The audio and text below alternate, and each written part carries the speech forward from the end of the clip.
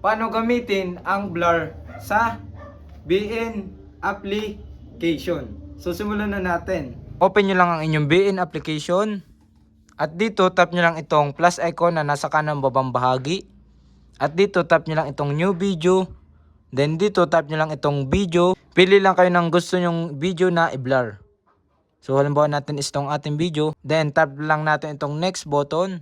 Dito scroll down lang natin to. Makikita na natin dito yung blur. Lang natin itong blur button.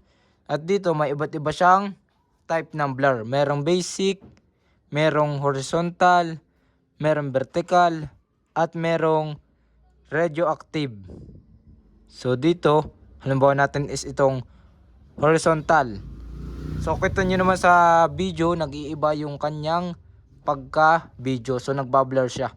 Ito'y basic, ito'y horizontal. So kapag tapos na kayong mamili, tap nyo lang itong check button sa baba. Dito, pwede nyo ding i-adjust kung ilang percent ang pagka-blur niya. So pwede siyang sagad ang blur niya, 100%. So pwede din naman siyang mababa lang.